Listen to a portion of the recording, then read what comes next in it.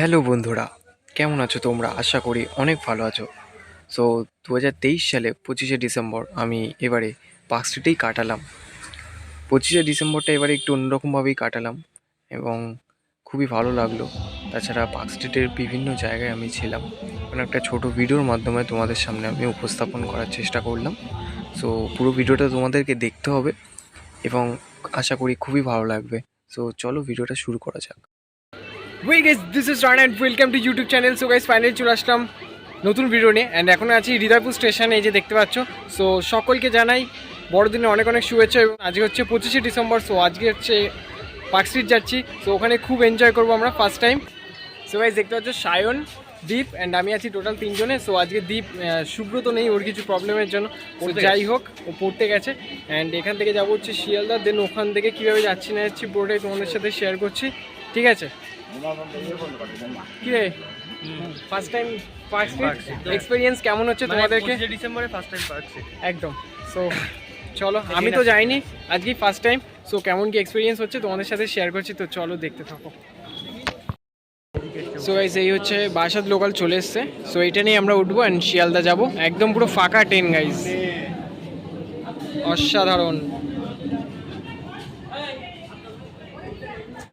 So guys, এই just Sealdah স্টেশনে পৌঁছে গেছি। আর এখন জাস্ট এই নামলাম। এখন আমরা যাব হচ্ছে বাসের উদ্দেশ্যে, ঠিক আছে? মৌলালি মোড়, ওখান থেকে গাইস আমরা বাস ধরবো, দেন যাবো পার্ক স্ট্রিট। সো এই যে তোমরা দেখতে পাচ্ছ, এটা হচ্ছে শিয়ালদা মেট্রো স্টেশন। অ্যান্ড এখানে আমার আসার ইচ্ছা, এখানেও এসে একদিন ভিডিও করব, এখন আপাতত হবে না, যাই হোক।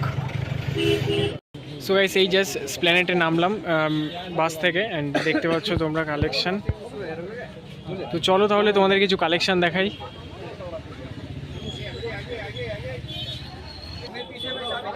গাইস, তোমরা সানগ্লাসের কালেকশন দেখো, সানগ্লাস ভুড়ি ভুড়ি দেখো, দেখো গাইস, সানগ্লাস দেখো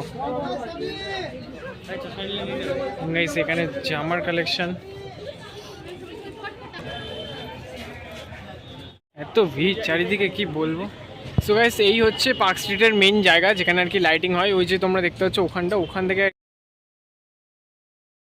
আর কি মেনলি শুরু হয়, ঠিক আছে? তো এখনো লাইট ফাইট অন করেনি, যেহেতু দিন আছে এখনো।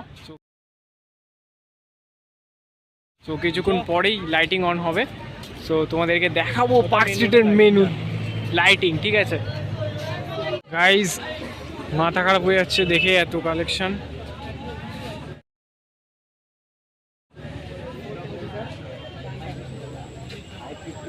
বাহ, এটা বেশ ভালো লাগছে, দেখ প্রচুর কালেকশন আছে এখানে। 450। সো গাইজ, এগুলোর দাম হচ্ছে 450, বাট এগুলো অরিজিনাল অ্যাডিডাস। একটু পিছন কর গাইস, এই দেখতে পাচ্ছ তোমরা, আর এই যে পুরো সেম সেম এখানে।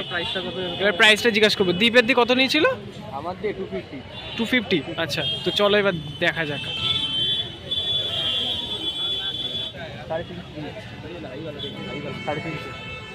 তাহলে ভাই দীপ লাভ হয়েছে। কোথায় 350 আর কোথায় 250 গাইস? 200 মিলে লিয়া না, এখানে 350 বলছে, আর ওখানে 250 নিয়েছে। দীপ লাভ করেছে গাইস, বাসার থেকে গাইস দীপ লাভ করেছে। বাজতি ভালো। আরে ভাই ভিডিও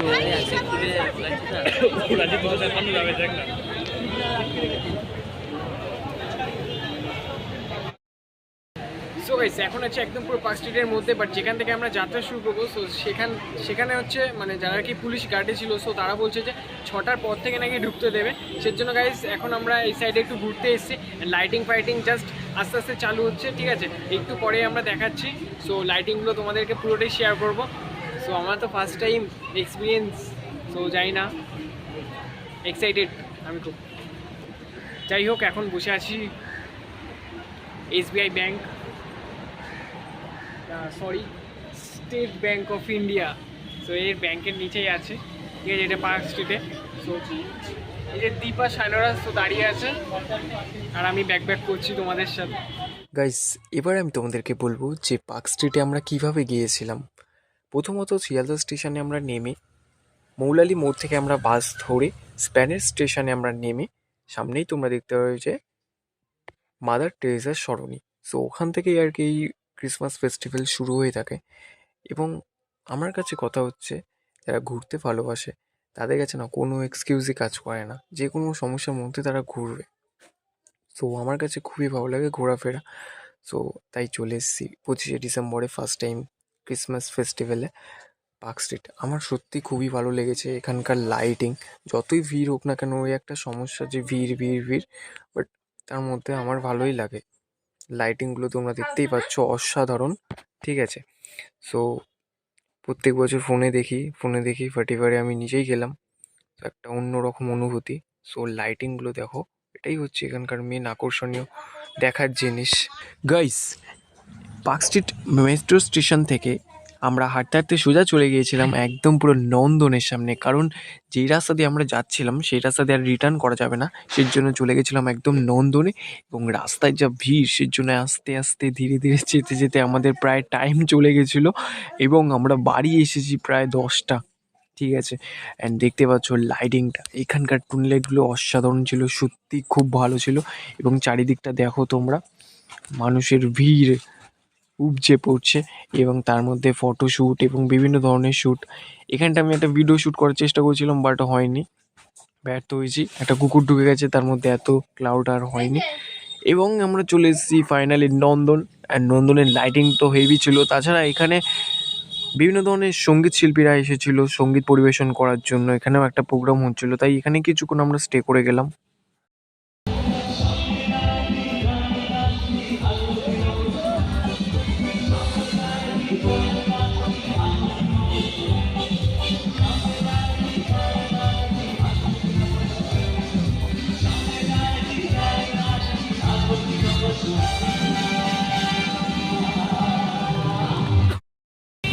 সো গাইস, এখন হৃদয়পুরে নেমেছি। এখন আমরা খাবো 50 টাকার বিরিয়ানি। প্রচণ্ড খিদে পেয়েছে, পরে কথা হবে, ঠিক আছে? এই যে চলে এসেছি।